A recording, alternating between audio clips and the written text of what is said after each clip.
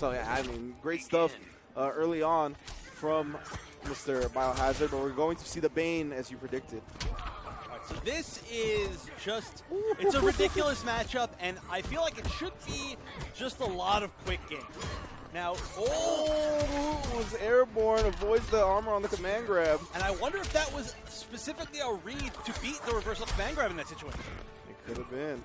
The airborne properties seem like a great answer if he finds himself in that situation once more. Now, of course, just like all of the matchups, Catwoman's hitboxes are a big deal. So is her meter burn back 3, as we just saw. But back 3, it goes underneath a lot of tools that Bane has.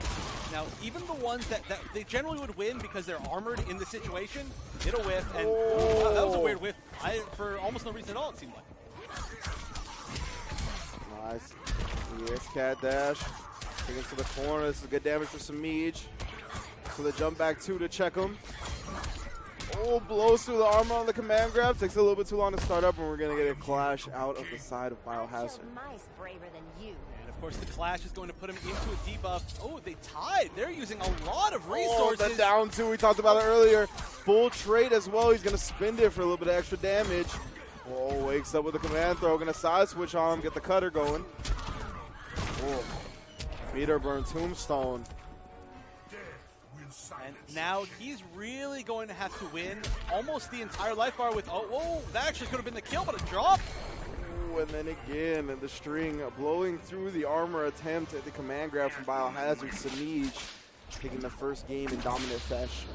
And he's been making, or Biohazard has been making really good reads with the armor, but he's going for the command grab a lot, which is, of course, one of the safer options because you really need to preemptively jump and punish it. Now, I think if he decides to really commit a little bit more on his reads and go for something maybe a little bit faster, like the uppercut, the Venom uppercut, or the shoulder, it might win out in a lot of those situations because really it's just the fact that the command grab's so slow and it's losing to the multiple hit normally. Yes, sir. Yes, sir. As we're going to go into game 2, Semiij taking the first game. Ooh. Oh, good read on the command grab. That is one of the scariest tick throws. Oh, and that's not the first time we've seen that trade. No, and he's going to take the trade every time he can get the full combo. Wow. Semiij interrupted with the uppercut. So, oh, the interactable tears the pipe out of the spaceship. I actually didn't even know that that was an interactable. I can't lie. And he used it in a very strange way that I don't think, yeah, that was weird. Yeah, Semiij definitely wasn't looking for that at all. Wow, that actually was really lucky that it switched sides with the meter burn part of it. The uppercut went underneath her and hit her kind of like, yeah, just like as a cross-up. And then, of course, the meter burn auto-corrected, gave Bane the corner positioning, but now, of course, not quite so much. Well, you can see, of course, we always talk about that range that players play against Catwoman at, respecting her long-distance options. Meter burn, cat dash, knocks him down. Ooh, but yeah, you can't jump back against Bane. One of his best wake-up tools is that uppercut. Oh, and that should be a big whiff punish. That should be more than enough for meterless death. Now, that was really smart because it was just a minor thing, but the fact that instead of going for normals to kill, he went right into the special, that means that he wanted that little bit of extra meter, which, of course, every little bit counts. Oh, yeah, catches the jump. Meter burns it. Oh, but he just jumps the command throw. Meter burn, cat dash again. It's getting some good damage. Whoops him down in the corner. Oh, try to escape with the armor on the command grab. There's chase down from Semiij. Oh, nice. He confirmed that whiff, and it was a beautiful whiff punish.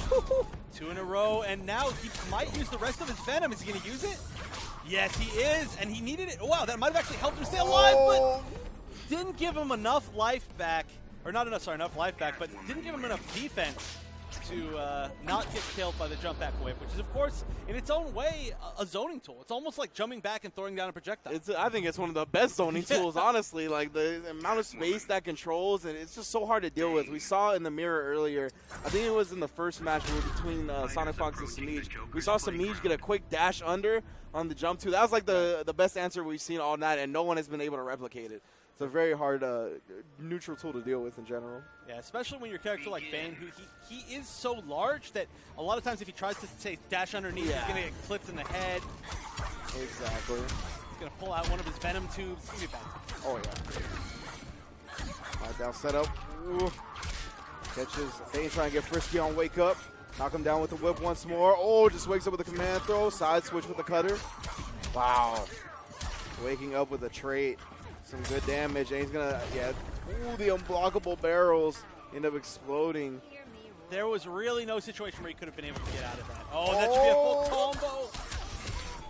This is definitely one of the most heavily interactable influence levels. Yes. There are so many different combos, especially the character like Catwoman can get off of all these interactables. In fact, we might see another one right here. Exactly. Ooh, and that is unblockable. You cannot avoid it. Fortunate situation for Biohazard. This is a tremendous lead. Over 100% life lead for Semiij. A little bit of life back, but still, like you said, just such a lead. Ooh, oh, chasing down. Oh, uppercut. Just wakes up with the invincible Catwoman uppercut. Oh my goodness. So good. Well, that's a start, but the delayed wake up, so good. Semiij using all the tools in his arsenal to take it 3-0 over Biohazard and secure himself a guaranteed top 3 placing. But he's going to have to get past Dragon if he wants that